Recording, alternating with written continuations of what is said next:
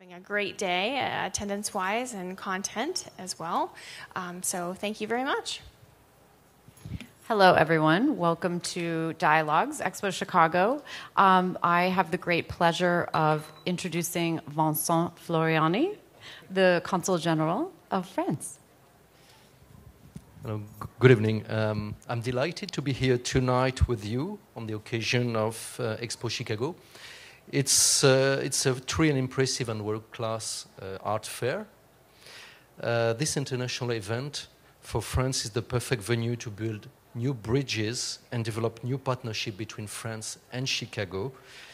I'm pleased to announce that our cultural services, you have Fabrice here, who heads the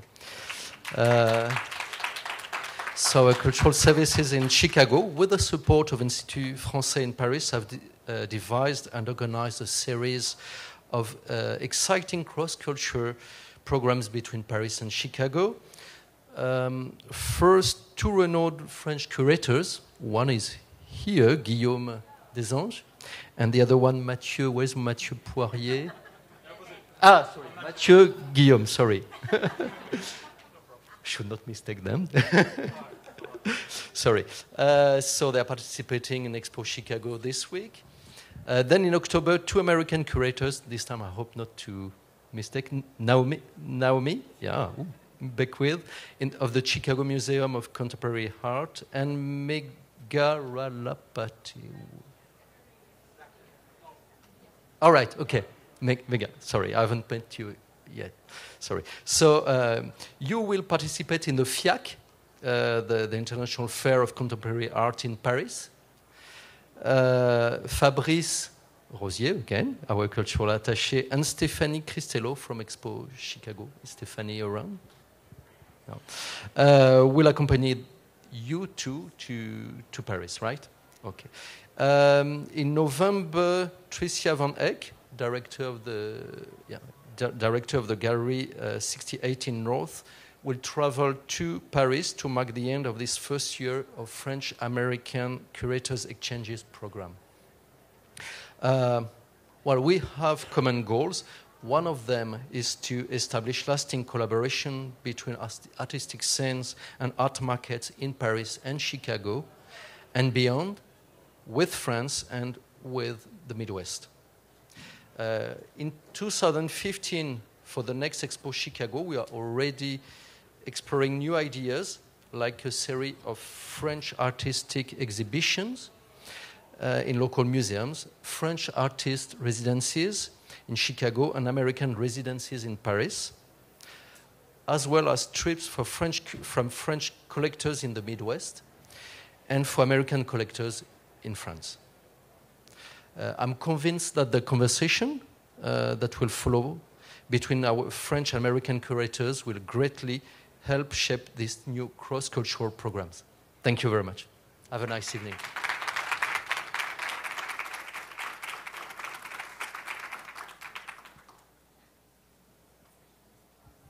Hi, everybody. I guess we'll move up, and then I probably won't need this microphone anymore. I'll sit on the end here, I guess. Thank you for coming. My name is Forrest Nash, and I'm the founder of Contemporary Art Group, a little nonprofit here in Chicago that produces the website Contemporary Art Daily.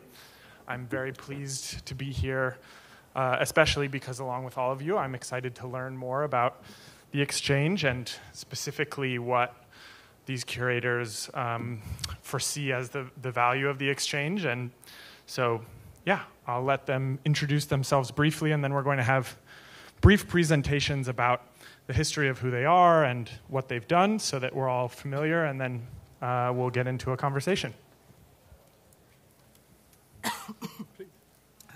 Sorry. Excuse me, everyone. I'm the one that's about to choke myself to death. I am Naomi Beckwith. I am the Marilyn and Larry Fields curator at the Museum of Contemporary Art in Chicago. And if you don't mind, because we've been introduced already, I think it's all right to hop right into the presentation. Yeah, that sounds great. All right, thank you so very much. So I thought that some of you may know me here in the audience. I see some familiar faces.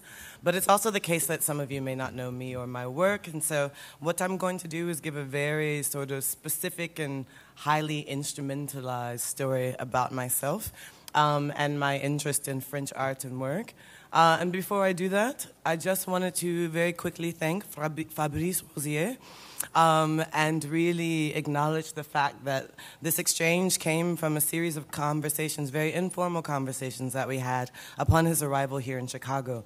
And we struck up a really interesting sort of comparison between what's happening in France and what's happening in the US, especially according, or at least under the auspices of my interests, which tend to be about artists of African descent. And from that, I think some very fruitful things have emerged, and so I thank you very much for that.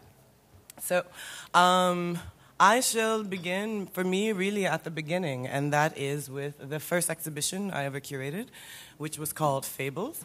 It is a show of, if you don't mind, I'm going to scoot over too. It was a small group show at the Institute of Contemporary Art in Philadelphia, and it was a show that looked at how artists of color were dealing with identity politics. This would have been about 2006, maybe. And this is a time when there were some real shifts in language around how black artists describe both their work and how they situated their aesthetic work in the realm of social practice, in the realm of identity theory, and so forth. I did the show at a time when there was a lot of conversation around artists of color, especially in relationship to an exhibition at the Studio Museum in Harlem that was raised in 2001 called Freestyle.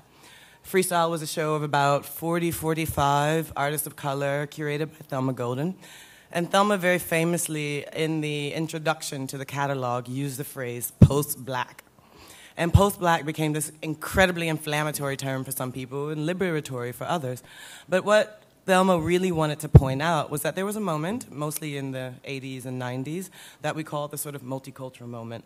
And this was a moment where you saw a lot of artists of color beginning to participate broadly in museum practice. You see a lot of artists entering into exhibitions, and you see with this introduction of artists of color, also the discussion of a lot of thematics that have forto been left out of art. And so what you get is this moment where the social really becomes deeply ingrained in the aesthetic. And so one day I was hired at the Studio Museum in Harlem as a small miracle, and I took those very same concerns about, well, what do we do in this moment of quote-unquote post-blackness, and how do we sort of address this issue going forward? As I said, a lot of people found it somewhat offensive. And the offense for, I think, many artists was this question of, well, can we ever sort of divorce this sense of race and ethnicity from our work? And if we cannot, how does it appear? And for me, I began to do a series of projects, sort of in a broad sense, internationally based, about how different artists around the world dealt with that issue. And an exhibition I did at the museum was called Any Number of Preoccupations, Lynette Yadam Boachi, who is a British artist of Ghanaian extraction, a painter. This is an example of the work, in fact, the title work of the show, Any Number of Preoccupations. And she's a woman who's interested in the kind of appearance and erasure of black bodies in a history of painting, particularly in a history of modernist painting. And in her project, she often makes references to historic works that may not look so obvious, but what you can really see are these kind of allusions to things like works by Singer, Sargent, Manet, Courbet were like favorites of hers. And she began to integrate the black figure into this language of modernism. I also work with Mark Brandenburg, an Afro-German artist living in Berlin, and someone whose work revolves a lot around club culture. This project in particular is one that we did at the Goethe Institute in New York, where he basically recreated a sex club in Berlin that I'll just give away his secrets. He likes to frequent. But he's interested in how his sort of notions of queerness and goth, this kind of attraction to goth culture, is in and of itself a kind of metaphor and a parallel to some of these sort of identity issues that were taken up in racial terms in the US. I went on to assist with a show called Flow. Actually, Flow came before Mark Brandenburg's project, but Flow was a really interesting project for me because it was a show based around artists that we considered sort of what we call first-generation post-colonial artists. These were artists who were either born in Africa, but more than likely born outside of Africa, born right after the liberation movements of the 60s and 70s. And most of them had been working outside of the African context. Two real centers of work for these artists or places were Amsterdam, and the other was Paris. And Flow really introduced me to a fair amount of artists who had taken up, again, issues that I were interested in a US context, but this time kind of introduced to me the conversations that had been happening in Europe. And in fact, in the two shots I showed here, there are, what, 1, 2, 3, 4 francophone artists, Thierry Fontaine, Adèle Abdesamed, Munir Fatmi, and Joël Angermanasora. I think I'm massacring that name. But these are, again, artists who've come from different parts of the world, converged in Paris, and have tried to sort of find a language to think about their place as post-colonial subjects, as subjects coming out of parts of Africa, trying to imagine what their citizenship and what their subjectivity is in France. I went on also to curate an exhibition called 30 Seconds Off an Inch, a show that for me was really about material, form, and sculpture, and how those sort of aesthetic terms get imbued with the sense of the social and the historical. The way artists basically work with materials to think about the social world and the historical world. There was one artist in particular that in the shot is way in the back, this little red arrow to point them out, named Jimmy Robert, a Guadeloupean-born artist raised in Paris that I then brought to Chicago to be my first show at the Museum of Contemporary Art. Jimmy's a really fantastic artist that, for much of his work, goes around flea markets in Paris to scour images, and he'll buy beautiful old photographs, maybe pick up antique books, and he's always looking for portraits in these books, and these are portraits of people who are, as he recalls, very aware of the painter, very aware of the camera. These are people who are presenting themselves in a way that they want to leave a mark of their own self-presentation on history. And Jimmy does certain things to pull out this kind of self-presentation mode, such as exaggerating the fashion in the work. And the way he does this is by making collages from paper and collaging paper elements onto these photographs, which he scans and blows up.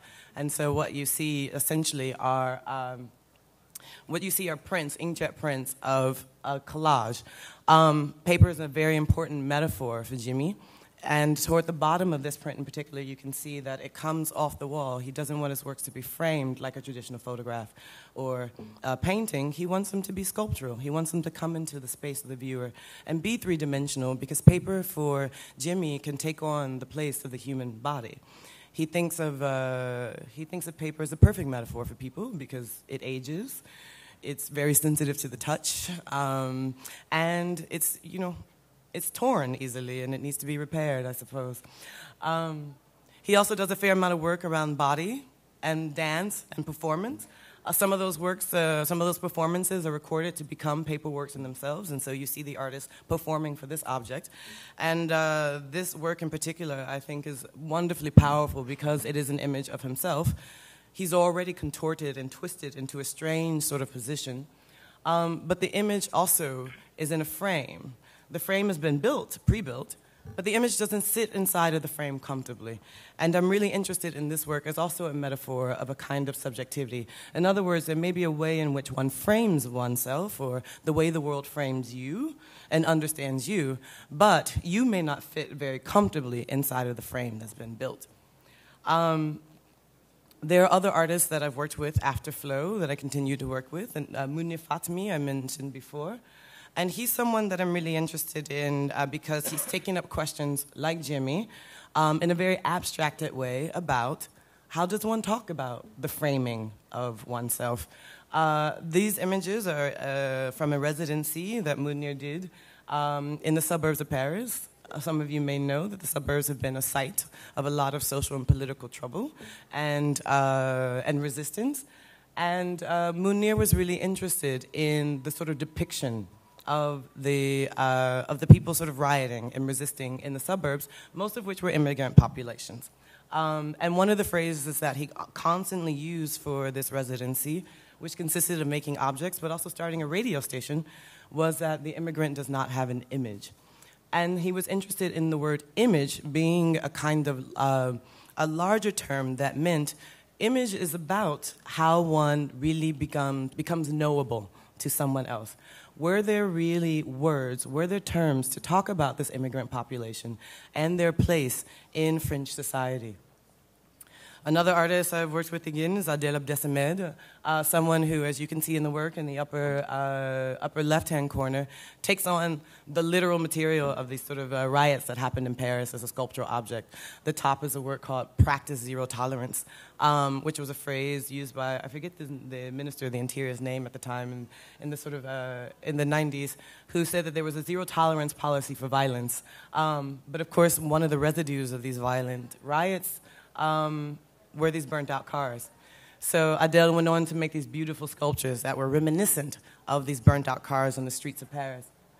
But on the other hand, he also has this work that's incredibly sort of poetic. I mean, literally, it uses language, it uses abstraction.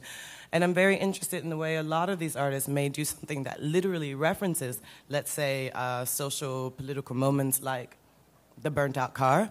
But then there are ways in which they go to a sort of a minimalist aesthetic. They'll go to language. Like Jimmy, they'll go follow in this sort of language of metaphor to talk about things that feel incredibly poetic, but at the same time, they are really quite, I think, politically charged in their content, in their intent. But I'm also fascinated mostly about what happens in terms of the language and the conversation around these artists. Is there a version of a kind of post-black politic? Is there a version of an identity politics conversation in France? And I'm fascinated, too, by the fact that for most of the report that I hear is, well, not quite. Mounir would say, of course, the immigrant has no image. In other words, there's no language to, again, talk about how we frame our art in this kind of social political context. And I'm fascinated by that because in the US, a lot of the language that we use comes from Francophone writers. So I show the cover of two books by Frantz Fanon that have been very important, I think, to the discourse of identity politics in the US, but works that, again, haven't quite, in the academic sense, become part of the discourse in France for multiple reasons. I'm also been fascinated, too, by another work, again produced outside of France by a Belgian artist named Vincent Missin, who wanted to reread Barthes. And Roland Barthes is a theorist who's famous for reading things, mostly talking about how one can literally read a photograph, take it apart, think of it as almost an essay that you have to deconstruct. And Barthes famously wrote an essay where he deconstructs the image you see on the left, the cover of the Paris Match, which features a young sort of Congolese boy saluting the French flag. And Barthes talks about this strange sort of position of this young man. Again, what does it mean for him to be a colonial or maybe a citizen? Is he a subject of France? Is he an African subject? But in this sort of talking through the history of colonialism in France, Barthes sort of failed to mention that his own grandfather, who was featured sort of in the background of the image on the left, was one of the colonizers of the Congo. And so he doesn't, or Brazzaville, I should say.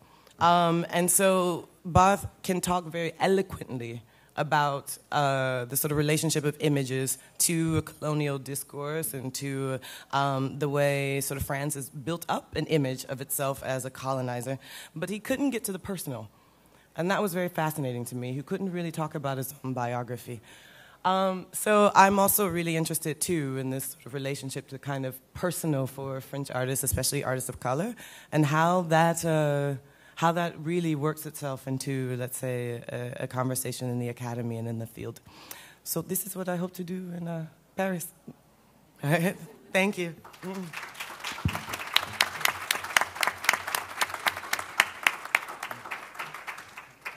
How does it work?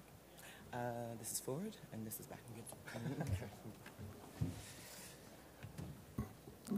Thank you, Naomi. I would like first to thank the EXPO Chicago and the French Embassy for this wonderful welcoming here in Chicago. So my name is Guillaume Désanges. I'm an art critic and independent curator. The first thing I would like to say to introduce myself is that I was never, I would say, raised, or I never studied any art history, and I came to art through exhibitions as a spectator of exhibitions, which were something very important for me, and that's why I'm very happy now to be a curator, to be in the position of also sharing with some audience, and maybe some audience who are not specialized in contemporary art, a kind of mystery and curiosity for contemporary art. I will just show you briefly many projects, and I focused my presentation on one thing which is important for me, among others, which is the possibility of, as a curator, to work on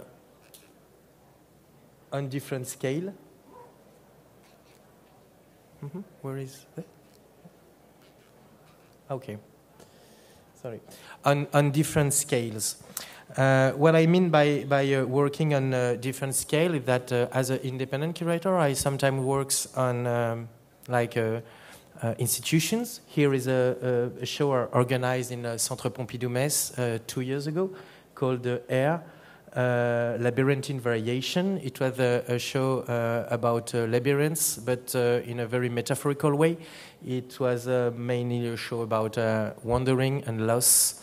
And you can see here a big gathering of mind maps by Thomas Hirschhorn, and a production that we did with Matt Mullican for this specific wall of the museum. So this is part of my practice. But another part of my practice is also to work really as a curator, but on different type of scales, and especially using other format for the exhibition. This is an example I did, which I considered as a living show or narrated exhibition, which is a project called A History of Performance in 20 Minutes, where it's a show that I can narrate, and instead of showing images or showing the real art pieces, I work with an actor who do all the gesture of the performance and body art that I am commenting. So this kind of format is also important for me, because as a kind of dream, I always think about how it would be to curate in a state of emergency, when you don't have when you don't have money, when you don't have insurance, when you don't have a place, when you don't even have time. And then this lecture can be done without nothing. So it's an exhibition with more than 50 artists and 100 pieces that I can almost do by myself, which reminds me this beautiful story by Ray Bradbury in Fahrenheit 451, when the books are forbidden and are burned, and then the people just have learned them by art and can be able to tell it to another person. So this idea of being a curator as a narrated, to narrate the art to someone is also something that is important for me. Another thing which is important for me, the format of the relationship and the meeting with the audience. This is another experience I did in the suburbs of Paris. It was the idea of making an exhibition of contemporary art, but borrowing a form of another kind of exhibition. The people which I call the colleagues from other fields. There are, I don't know if it exists here, but there was in France, there are some type of exhibitions who are usually going in the suburbs or in the countryside, more like a circus, but showing, for example, reptiles or sharks or dinosaurs.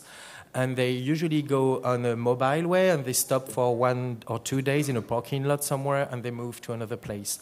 And I was invited to do a show with a collection. I proposed to exactly do the same kind of device, but it was meant to show contemporary art collection. And I really made a kind of copy of the aesthetic of it. And it was a kind of trap, but I would say bienveillant, welcoming trap, let's say, in order to bring the people in the villages or in the suburbs to go into and to discover contemporary art. And other thing which was important for me on that project is that it was not only a I would say, an experiment for the experiment, but it was also meant on a very deep relationship I have to art, which is a mix between fear, knowledge, and curiosity. And this reptile or sharks exhibition are based on those same tenets, I would say.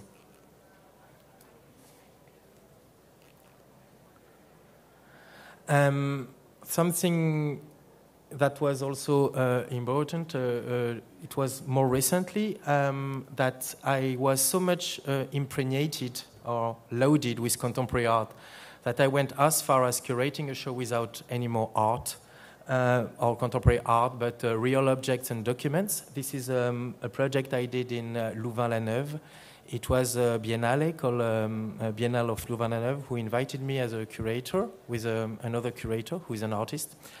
And we decided to curate a show in the model of the Universal Exhibition. It was called Universal Exhibitions.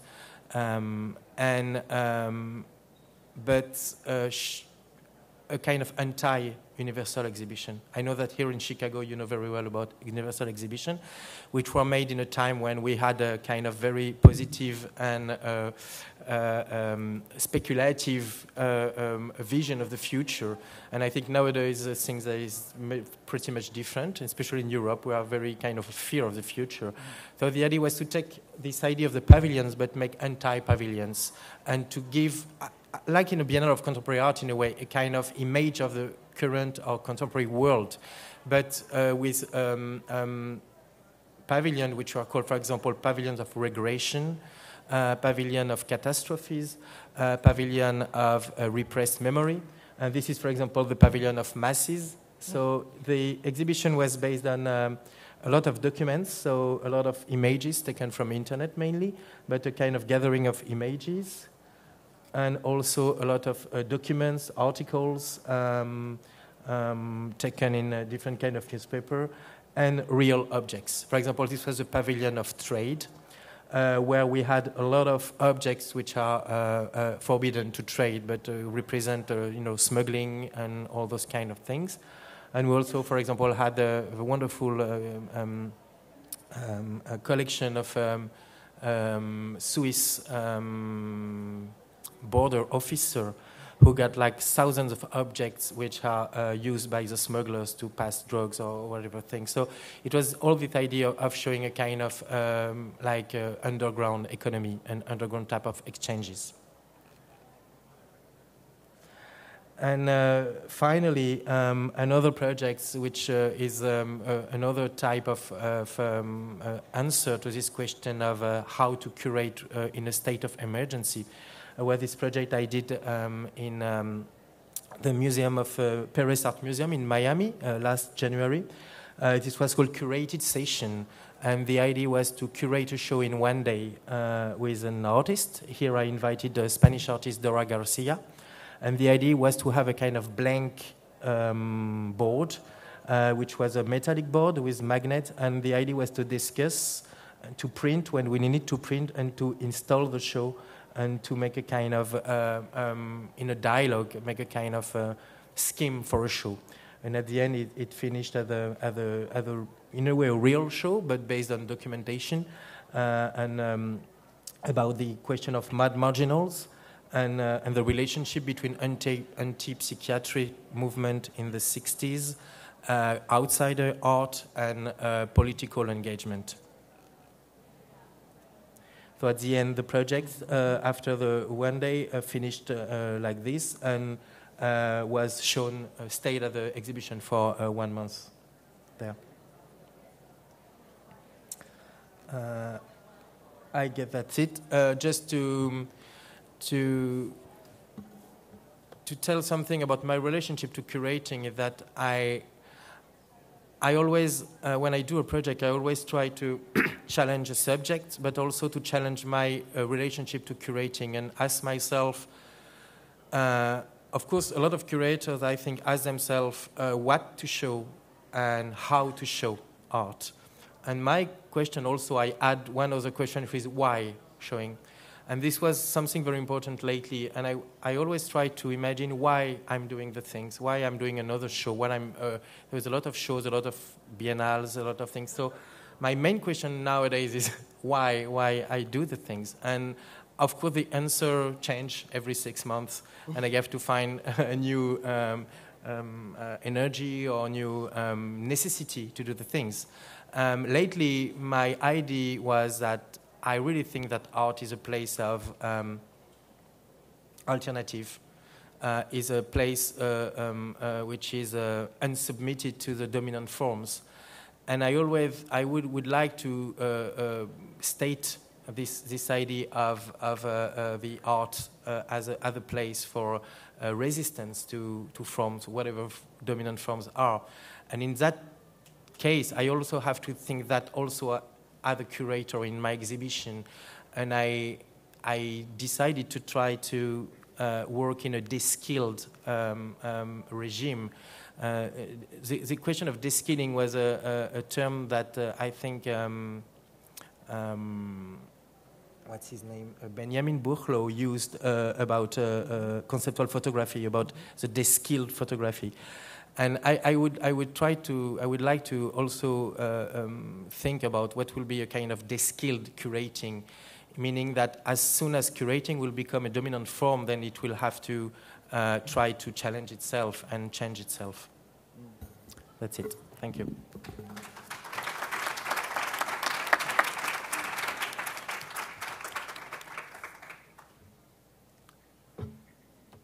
So now it's my turn to speak. I also would like to thank Fabrice Rosier for this initiative, this really promising project that is really just on the way to start. Basically, we've already done a few things, but basically it's quite promising. So thanks again for all that, because all what you see here is just a little part of something really, promising.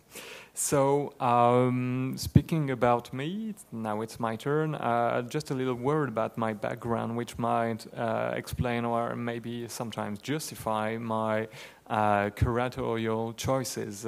Basically, like many curators, I'm an art historian.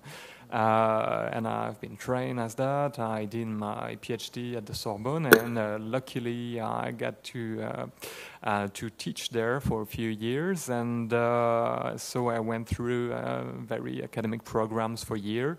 And my idea was to keep digging and digging and digging in one historical, let's say, subject. But the trick was this historical subject was to be defined, or less, maybe not defined, to be more elaborated. So basically, that's where come the creative part of the art historian.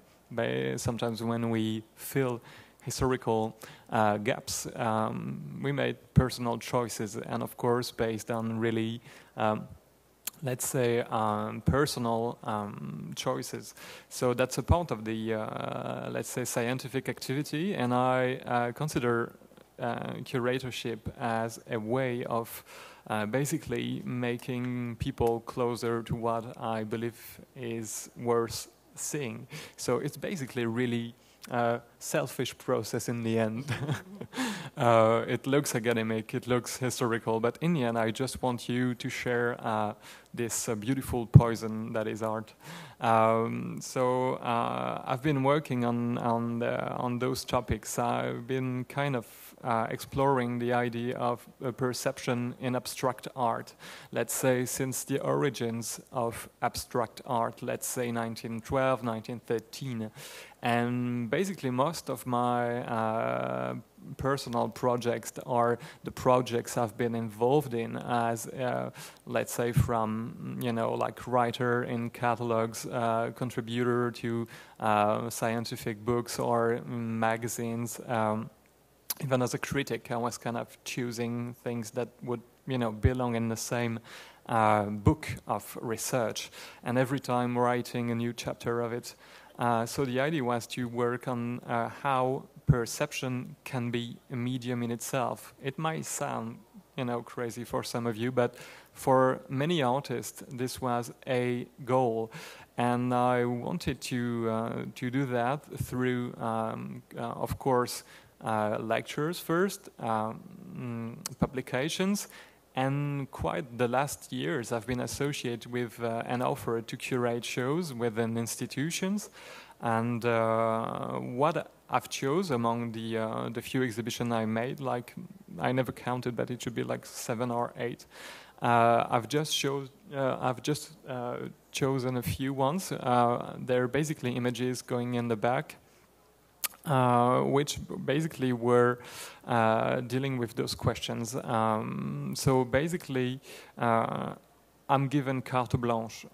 It could be in some museum, and I say it, but also in some art centers, non-profit non-profit art centers, or sometimes commercial galleries that could give me this precious carte blanche, just to see what I could bring together and how I could get people involved in this new chapter of history of art. So we might call it perceptual art, but maybe some of them know it more, at least a period of it, under kinetic or optical art.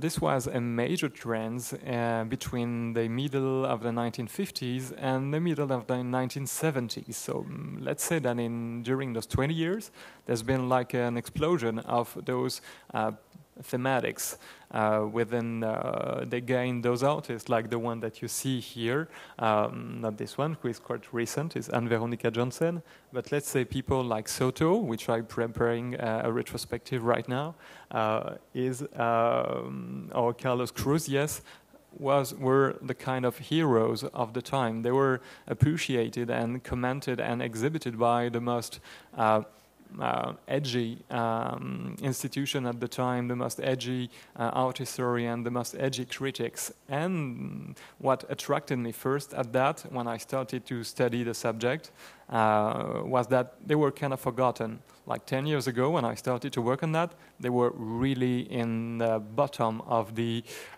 history of, let's say, recent contemporary art. They were kind of, forgotten. You could find them in every, general books about, contemporary and modern art. But it was a tiny chapter, optical kinetic art. And I was saying to myself, this couldn't be that simple. I mean, these were not what we think they were. I mean, so I went into, at first, studying the reception of those trends, how they were, considered by, in the period they appeared. And I'd say, looking at the contemporary artists, for example, let's say, the most famous among them, Olafur Eliasson, or let's say Karsten Oehler, maybe John Armleder, or of course James Turrell, people basically working into the same direction, but nobody was, or just a few people were connecting the dots. There was, according to me, a very consequent history from the early 1910s, I mean the period of the historical avant-garde, and the contemporary, the most recent art, actually. And this thematic was the perception, actually. Artists basically playing, oh, I have really bad images, I'm sorry about that, I've been crushed. Anyway, even if I was working on the idea of the landscape, as I did for this exhibition called Landscope, I had the scopine thematic in mind. Like scopine means in Greek to observe. So landscope was a neologism of landscape and scopine to observe. So basically it was landscape under observation. The idea of the point of view, the subjectivity of the gaze was something really essential, actually. Of course, we could speak about interactivity, we could speak about participation of the spectator, but basically it's about finding a new subject in itself. So I'm sorry for the images, some have been like totally distorted. I realized that speaking to you, tricky computers. But for example, this is really square. And this is a work by a very important artist, Dieter Roth. It's a 1961 work that I discovered in a private collection, and basically it was the first time it was exhibiting outside of a museum. It first was exhibiting in a retrospective. So basically I took it in a show dedicated. I'm sorry for the images. Like, everything was crushed. Anyway, it gives an idea. It's better than nothing, let's say. For example, here, that's another show I did with Pierre Huyghe and James Turrell. And in the back, you can see the reflection of a work by Larry Bell. So it was about the way those works, some of those works could express a kind of ghostly identity. Their phenomenological appearance was fleeting in between two worlds, let's say between the world of the visible and the world of invisible, between the world of the deaf and the world of the living. So basically this flickering of appearance is one of the key things of this subject I'm working on. So I guess maybe the images can turn around if we can. Okay, it was called Post-Op.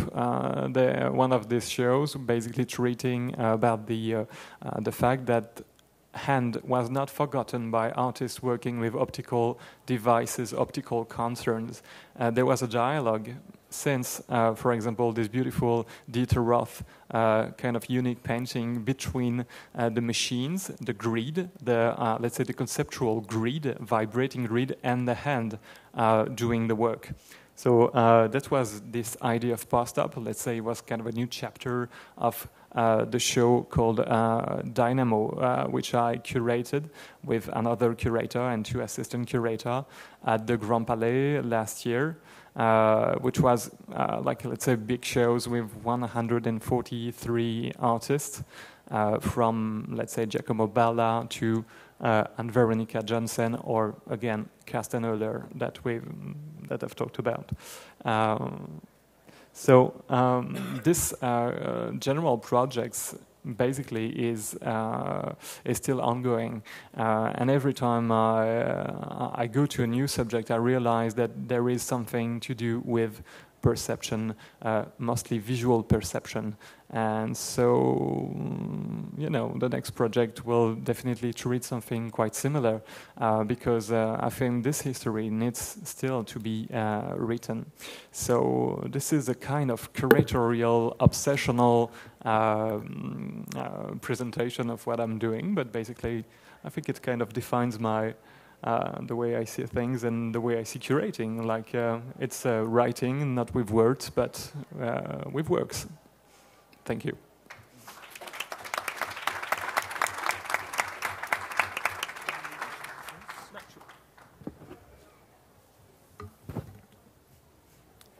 Sorry again for the images.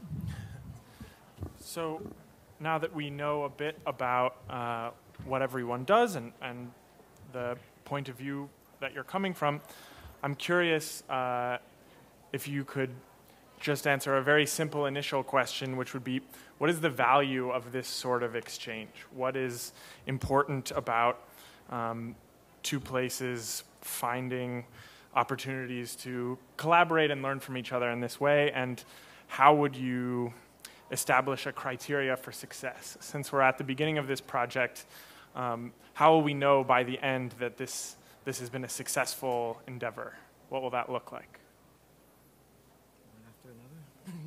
Yeah, I mean, I guess anyone who wants to can jump in. I was thinking it could be a bit fluid. Let's say, according to me, this is a wonderful chance for us discovering things, because that's all our work is about. Knowing more and more and more, and be able to aggregate interesting things to the things we build, and so basically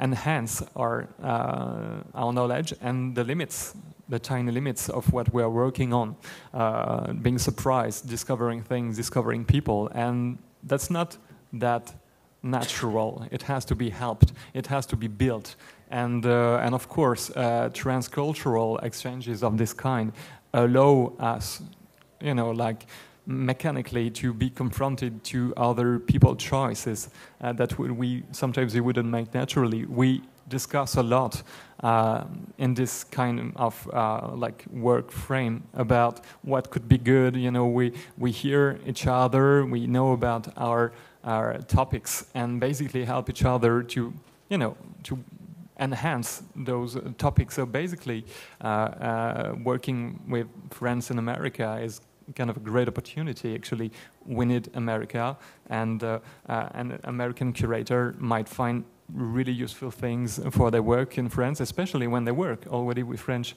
artists and French resources.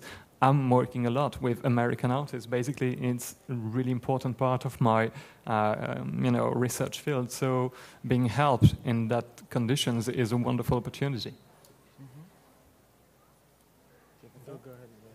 Oh, I mean, I could absolutely ape all that. I think that I have to admit that I sometimes step back and ask myself, okay, why would I feel the kind of permission to work with artists internationally? Can you assume that the language is going to be similar? I mean, not just the tongues that we speak, but the conceptual language that we speak. Is it going to be similar internationally? And I don't think it matters whether or not that's the case. I was sort of raised in a moment where you just assumed that the world could be your neighbor.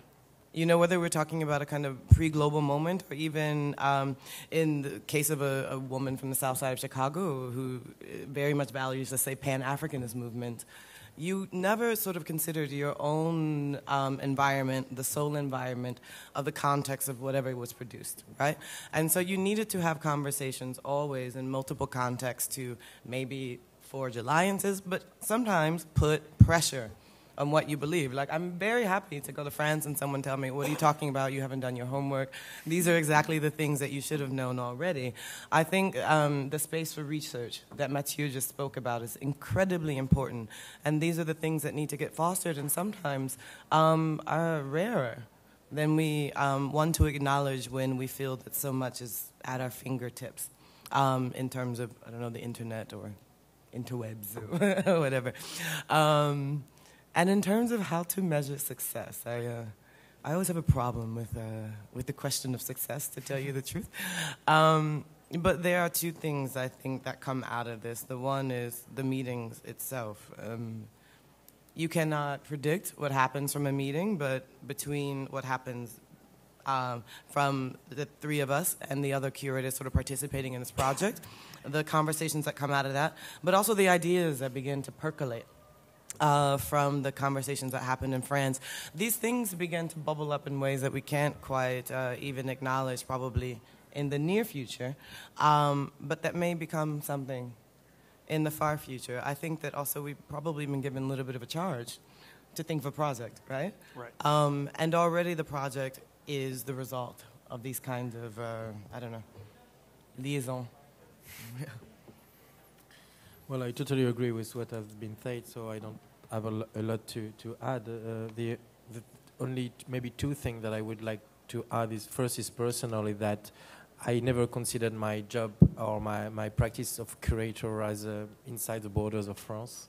It seems that it is. I mean, it might be even more in the visual art than in other fields, even in other cultural fields that we are all considering our work and practice internationally. Maybe because it's smaller, I don't know. But it seems that if you compare to colleagues who are working in other fields, I mean, visual art is very international. And I remember that my first show as a curator, I was totally very small show and very but it was already international. And I had an artist from Chicago, Joseph Gregley. It was a very small show, but he was there already. Even if I didn't know him, but I contacted him and he sent me the pieces, so it was already the case. And the second thing that I would like maybe to add to what you've said in this specific program is that I think what is interesting is that there is no specific result or output already set. And I think the invitation that Fabrice gave to us, I really understood that it was not so clear about what it was. And it was, for me, it's not a weak, but it's a strength that it gives like the possibility to invent something, and I really appreciate to be invited to do something where you think that the process might be more important, or at that step more important than a possible result, and that's quite open, interesting. Yeah. So, yeah, in other words, a lot of what will be the result of this exchange then is going to just be manifested in your individual practices, that this will kind of serve as a means of development and expansion in your thinking, and that those results will sort of percolate out across your work almost inevitably after the fact. I'm really interested in something you said, Guillaume, about how you see yourself in relation to, working within France or not, being an international part of an international art world, or being a representative. Specifically in the context of this partnership, I would say you are being, all of you, positioned as sort of representatives of your respective place. And so because you're all already working with international artists, what does it mean to you to be kind of cast in the role of somehow playing an ambassador for your home in this kind of exchange? Yeah, I don't. I mean, Monsieur l'ambassadeur. No, it's very kind from you, but I would say we're just like we are speakers, but of nothing. Just about, I don't, definitely I know that's somebody's work. Actually, we can. I've always thought that the best way to define the country you live in, the country you've been trained in, is that being open to the world and not defending just what you have, around your, let's say, apartment. You know what I mean? It's something really important. I've always considered that curating an exhibition was imperatively international. Inviting artists from other countries was necessary for two reasons. Because trends don't know any borders. Like important trends, they are international. This, let's say, from 15th century. Every art historian is definitely aware about that. And the second reason is that I'm pretty sure it is very good for exchanges. Inviting, I've invited Robert Longo in a show, and putting him close to very young, not as well-known French artists as Évariste Richer, Laurent Gourasso, was definitely good for both of them. I remember discussing with Robert Longo, who basically was really thankful. He was really excited about discovering new artists, instead of being shown, among, like artists, like famous American artists. They like that. They like their work to be considered in another perspective.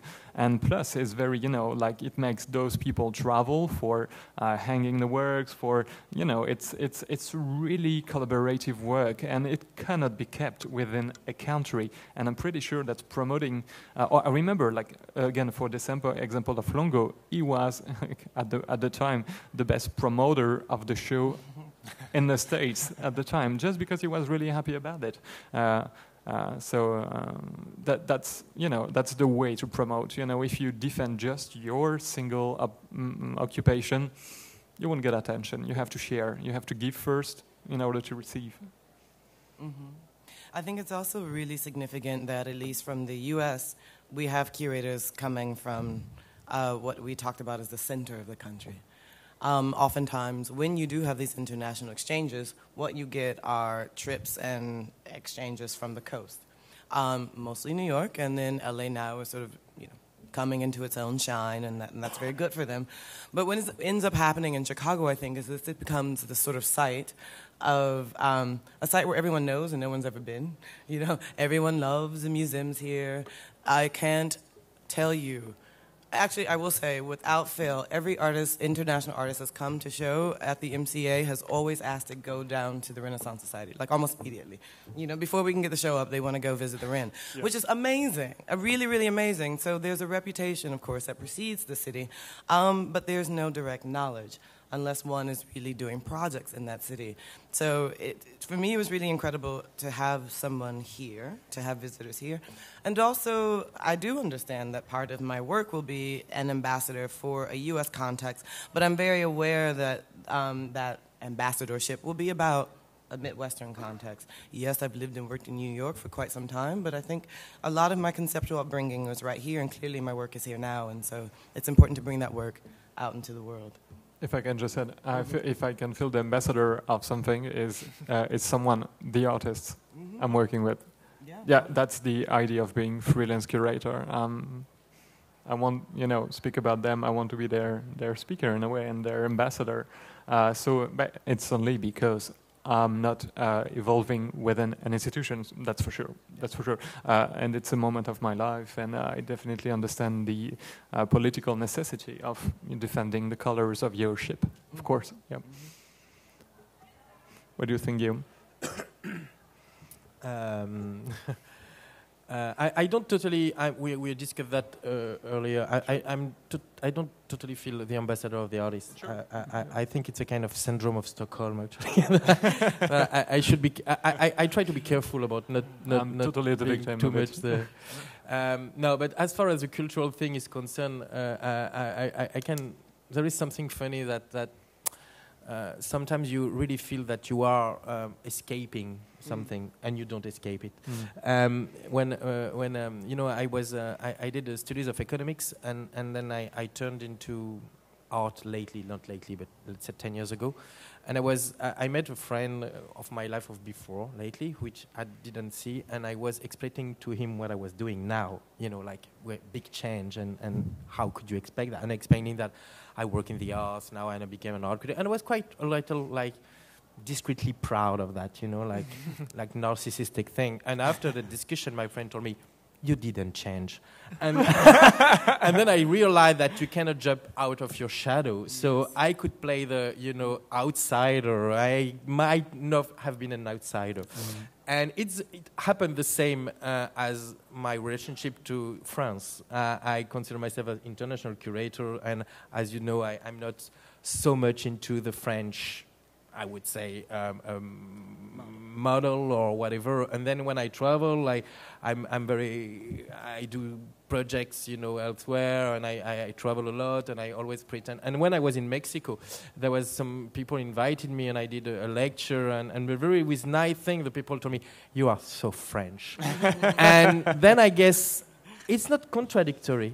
I mean, and I guess I must accept that and maybe try to know what it means. But then in a way I don't escape also that kind of things. And I assume even if and it's good not to take that into account and of course work internationally and not being stuck in a context. But we all come from a specific context, and I am sure that this French context is something that we don't even know how and why, but just I hope not determine, but anyway, give a certain way of working and a certain type of proposals.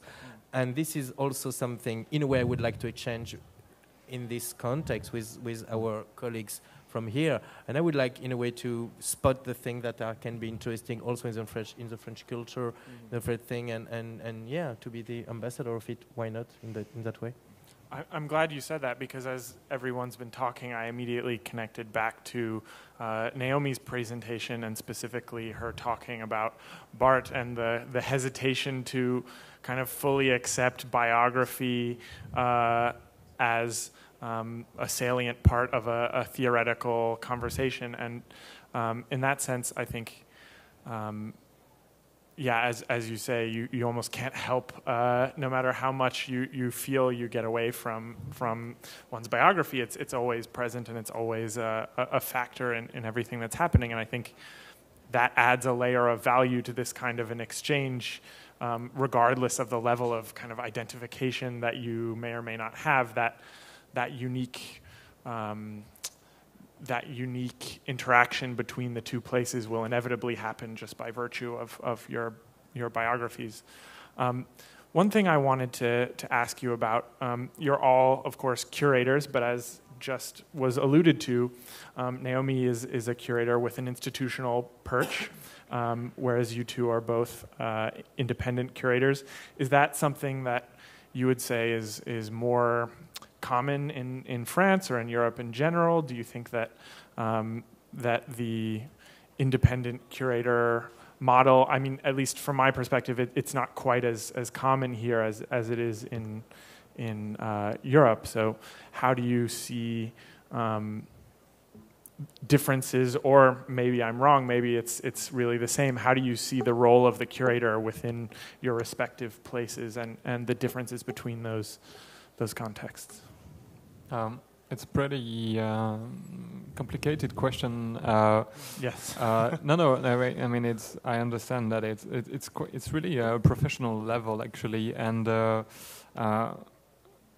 I definitely think that it's not that important. The important is what you do. I mean, the important is the exhibition you curated. You choose and invited. You choose to invite the project you led through an institution, being under, meaning paid by this institution, won't change your freedom. I mean, that's obvious. You will choose your project and make everything necessary to convince the institution to host them.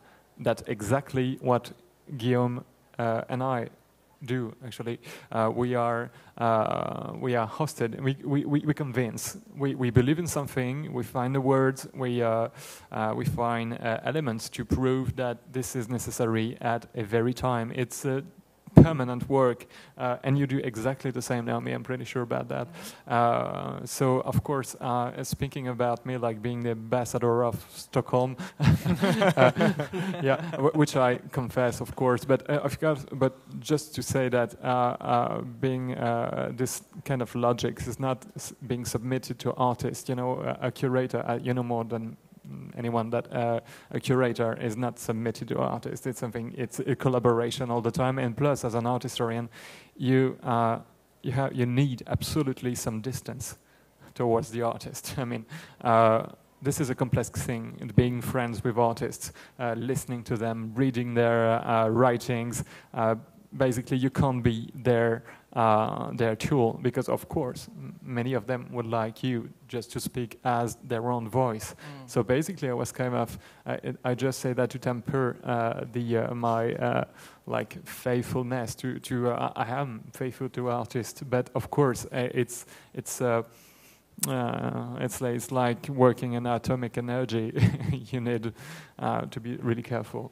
According to me, if you allow me to say that, I really think that the way you consider curatorship is amazingly artistic. For me, you as an artist, as a curator, I mean, you are creating something in a way, because the way the performances, the way you expose yourself, you know, like this is not what I do, because this is not what I was trained for.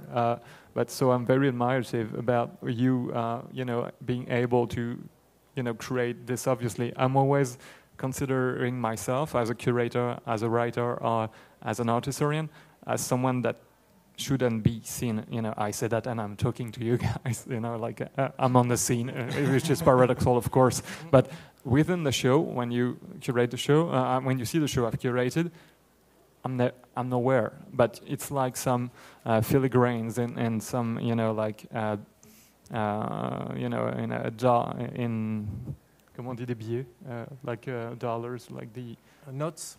No, I mean banknotes. Banknotes. It's like a banknotes. Sometimes you can see the identification through the lights. You know, I mean, I just want to. I don't want to be more present, more on the scene than that. You know, like I'm just behind it. I'm organizing things. You know, that's all. So that maybe I'm too shy. I'm not that much. I mean, I'm here. Well,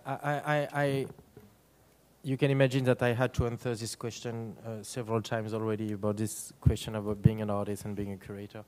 One thing important for me that as a curator, I think that when you say that an exhibition deviates the work of an artist, like, I don't know about deviation, I think I accept that, but I would say that at the contrary, each piece of work, each piece of art which is in my show deviates the show too. So it's a kind of double deviation. That's what I mean about not being too much, as you say, submitted to the art piece. So this is for that. The second thing about being curator and being an artist, it's very important for me to state of being a curator, just because it's allow me to take decisions. So I do decision in a curatorial practice, even though I could borrow sometimes a kind of playing on the frontiers between playing with forms, of creating forms. But it's not that I don't like to be an artist. I'm totally, I love artists and I envy sometimes their economy of work. But it's important for me to consider myself as a curator, meaning that my decision will always have the necessity, a curatorial necessity. I hope so, at least. And if not, then there is something wrong about my project. So this is something very important for me. But this is my own, let's say, kitchen stories in a way, which are not so important. Maybe it's important for me, and I can also tell you that the more I realize that the more you are daring into making a form of a curatorial project, the more strangely it's acceptable.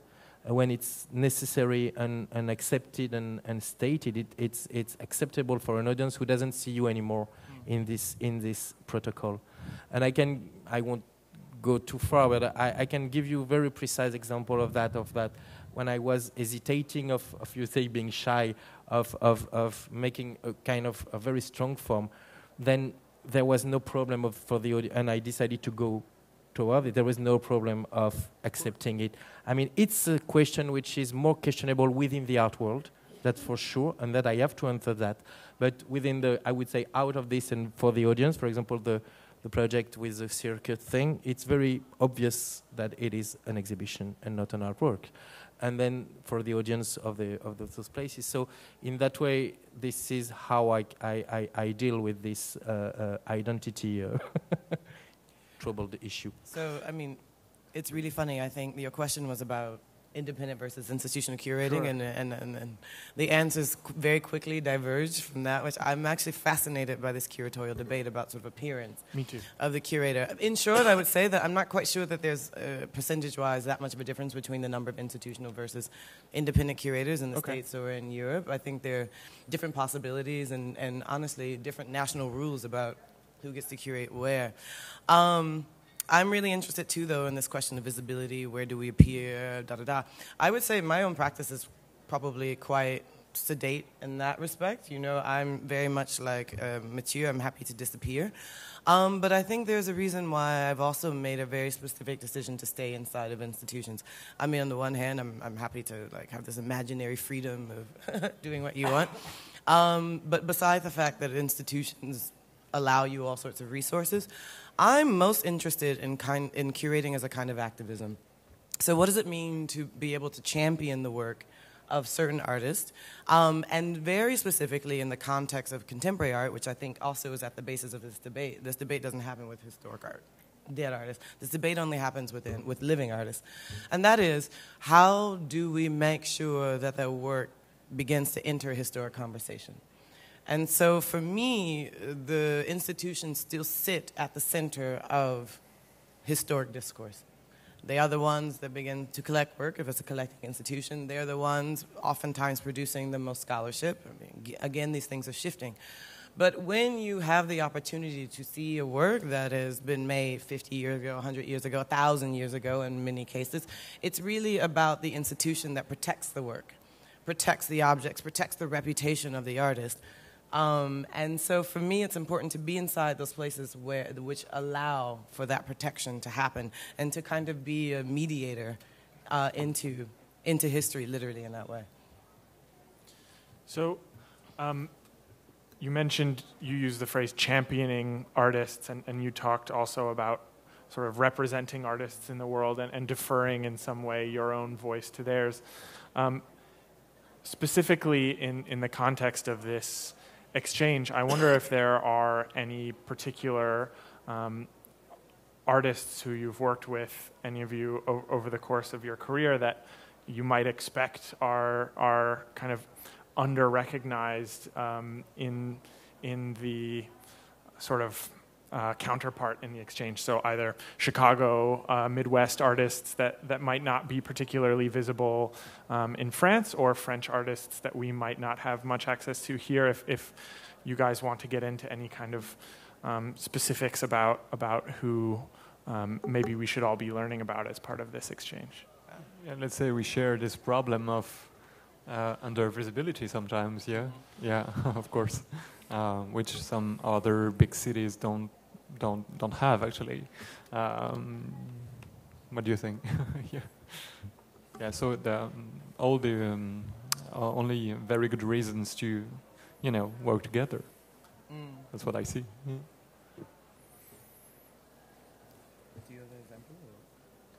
Yeah, I mean, it's quite early to Sure. I think to talk about that. Of course, there are many artists, French artists, who are under seen. Fair enough.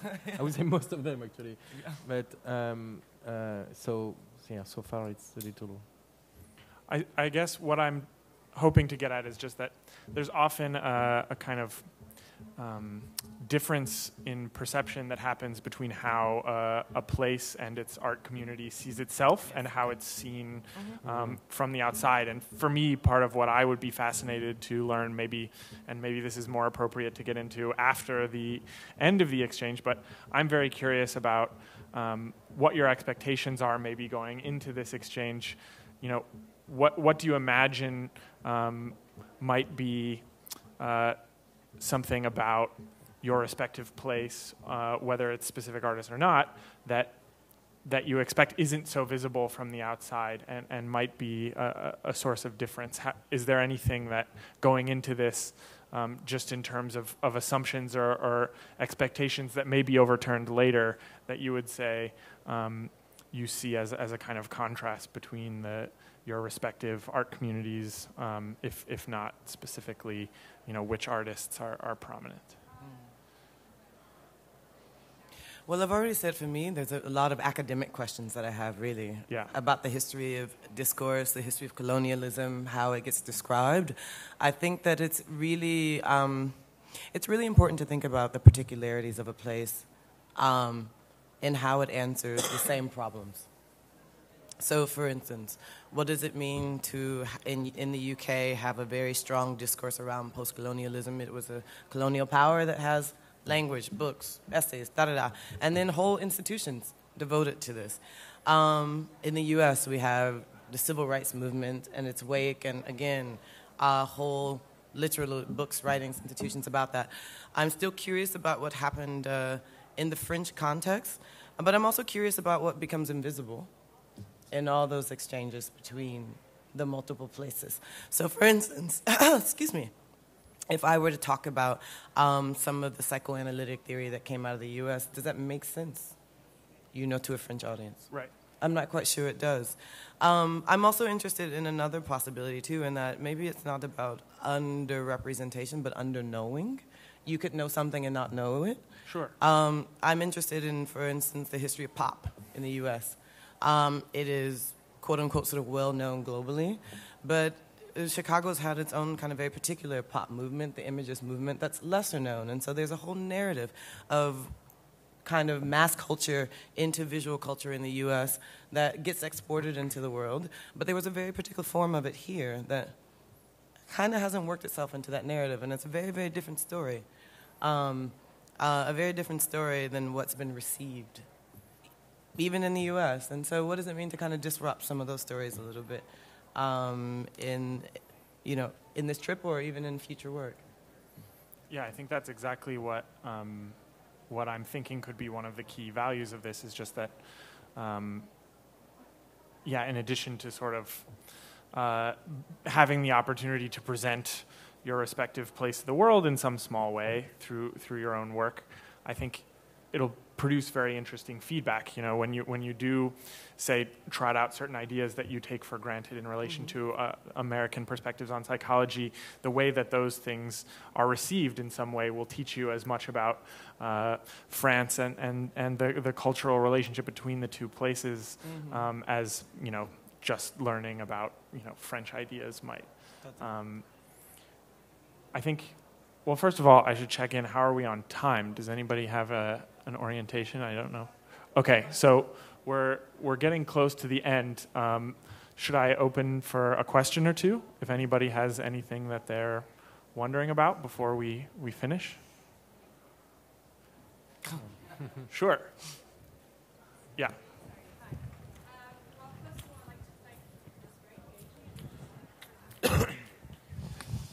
So yeah, thank you for the presentation. I really enjoyed it. My question is, well, it's kind of a comment with a question, that from the program and your conversation, it seems that you use Paris and France interchangeably all the time, which is kind of an issue to me, who I'm from south of France, and I know that everything is centered in Paris. So my question is this exchange going to be Chicago and Paris or Chicago and France? And how are you going to make sure that the exchange actually does what it says it's going to do?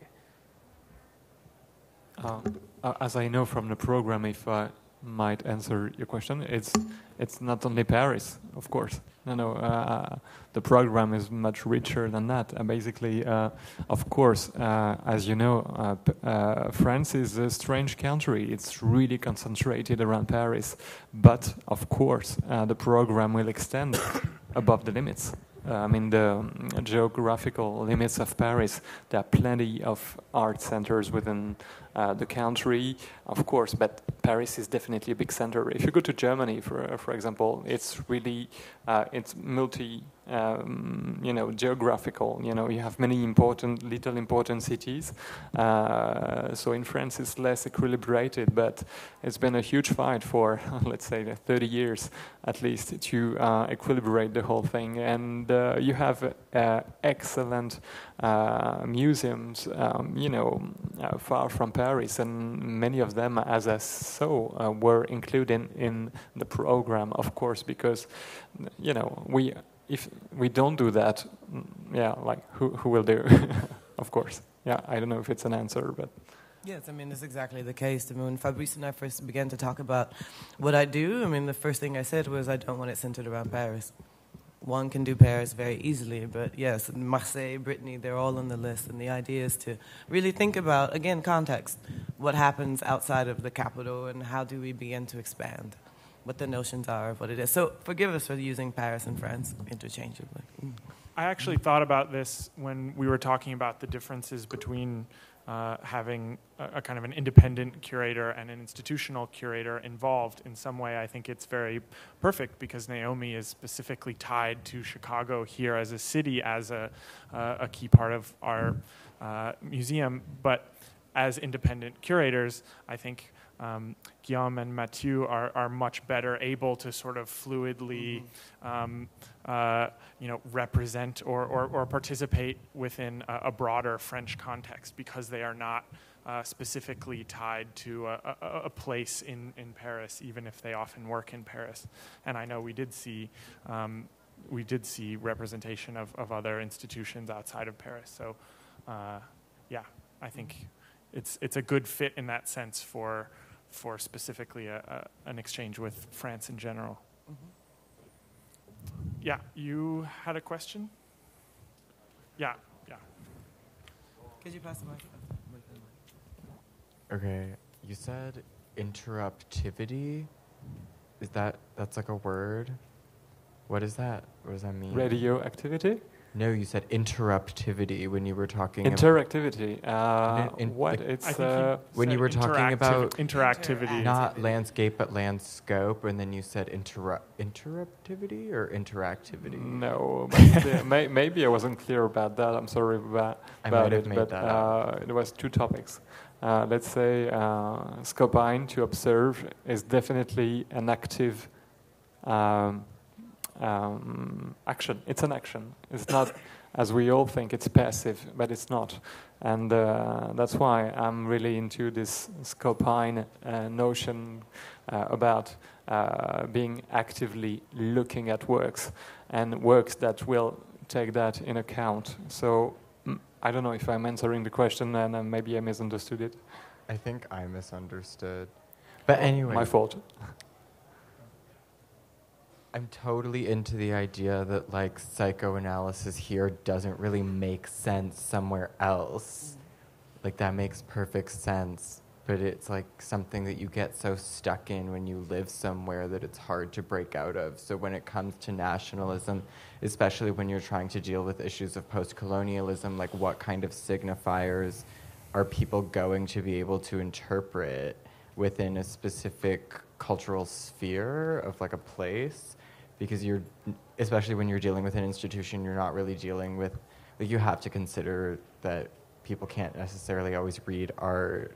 So like you have to be very aware of like making things obvious because yeah, so I think that's an interesting conversation of like contemporary curatorial practices that are more surrounding like trying to create a dialogue, but and then trying to do that somewhere else.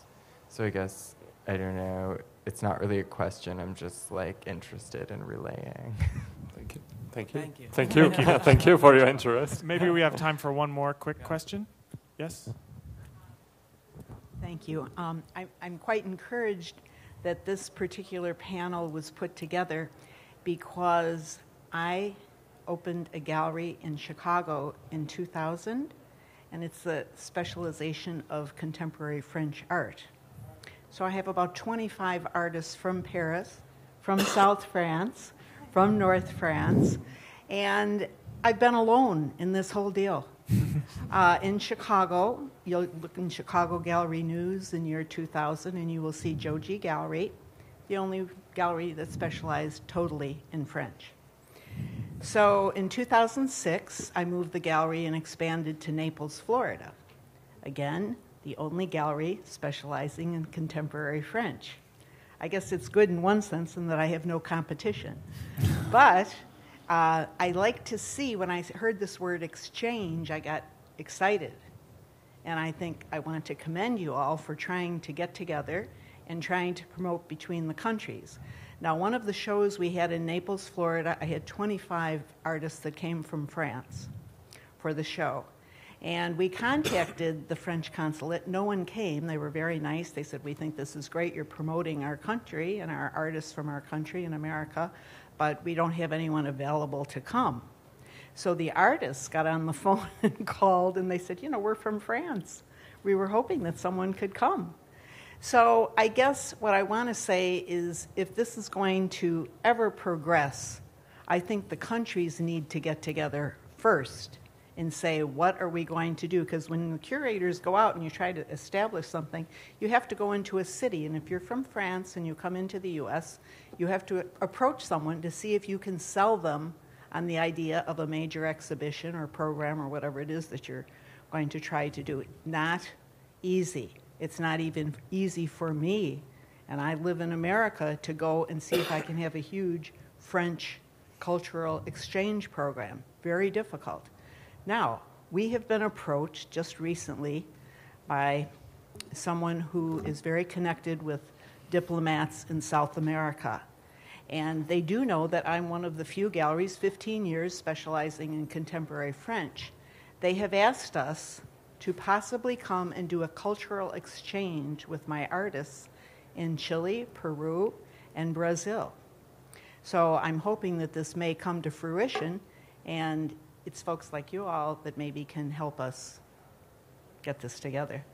Thank you. And thank you for your presentation. I was thrilled to hear that this was going on. Well, let's end on that note of enthusiasm for the premise of an exchange. And thank you all for being here and presenting your work to us. And we're excited to see you next year to hear how all this goes and more concretely what happens. Thank you, Forrest. Sure.